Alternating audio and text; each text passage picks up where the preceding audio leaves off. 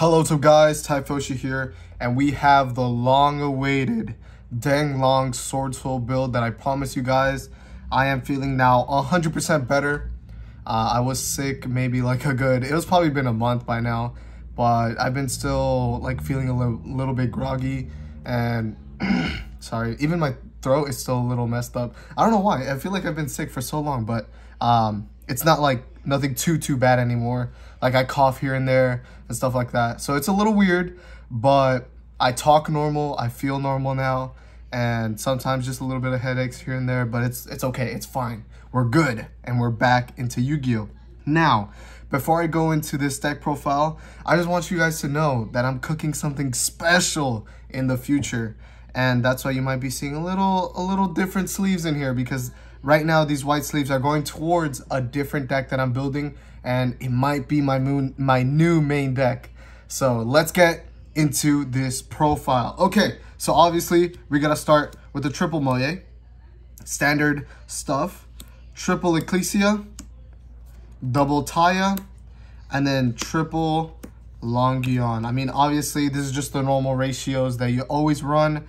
So let's continue. We got triple other spells, the Emergence, very good card. It's your Rhoda for the deck. It lets you help level modulate with your Taya and stuff, which is pretty strong. And then we have the one Sacred Summit.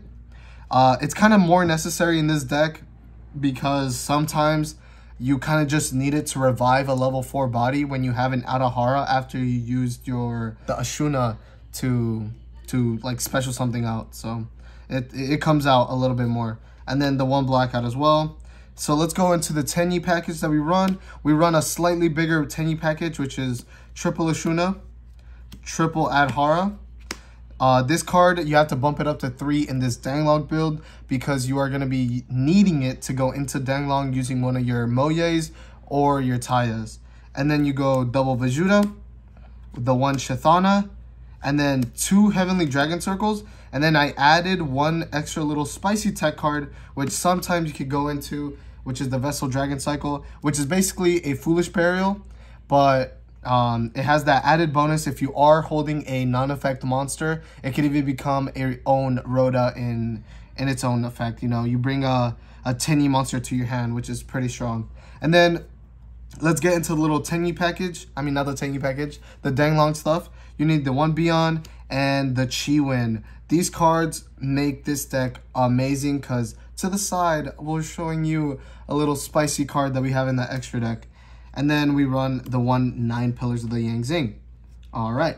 And then after this, we obviously have to have some hand traps, which is triple Ash Blossom and then triple Infinite Impermanence. They're pretty much the best hand traps for this format. They're the ones that kind of impact everything and anything equally. And that's also pretty strong. And then I run 2 Small World and then the one Called by the Grave. Small World is for the times when you don't have the Adhara in hand and you want to really go into that DENGLONG combo route. Then Small World, you could, you know, bridge yourself into an Adhara plus a Taya in hand if you already have it. And then a Called by the Grave. This deck kind of loses to hand traps a little bit more since the Bestials are going to be run a little bit more. And Chi-Win is a light type, and this is one of the cards that specifically you dump, also with the Shuna. So you kind of want to stop that. And Called by the Grave just prevents anybody trying to ash you, anyone trying to bell you. And then if they already have a Magnuma or any of the Bestials already in the grave, and they're going to redo one of their effects, you could Called by and then negate that in grave. It comes up sometimes. And this is just a perfect 40 card build because this deck is a little bit bricky because you are running the Garnets.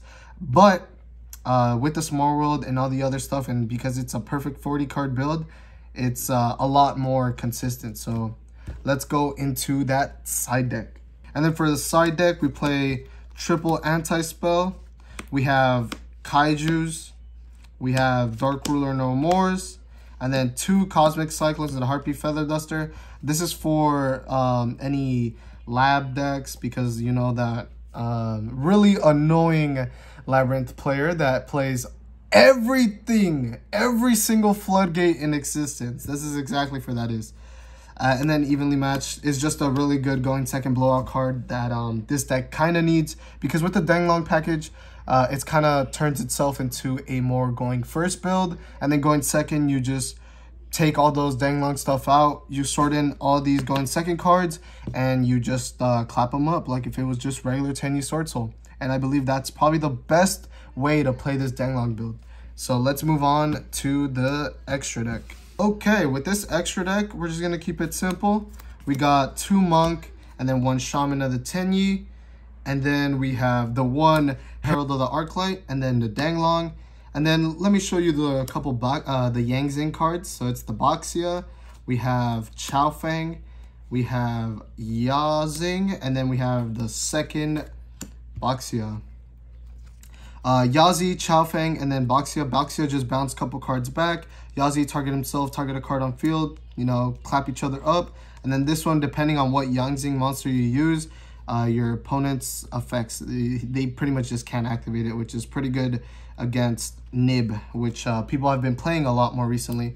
And then you play the double Chi Shao, and then you play the 1 Chengying, the 1 Longyuan, the Chi Xing Longyuan. Ice Shade Gimmer I like, because if you do this against Branded and they try to Mirror Jade banish one of your cards, you respond with this. You not only get rid of their Mirror Jade, you also get protected from the banish, which is amazing. And then lastly, Baron de Fleur, the GOAT, the most expensive card in this deck, I believe. And it's just an amazing synchro. You kind of need to use it in every single singular deck, or else you're not really going to be doing much. So yeah, let me know down below how you guys feel about this Denglong Sword Soul build. And I hope you guys have a beautiful day. Peace.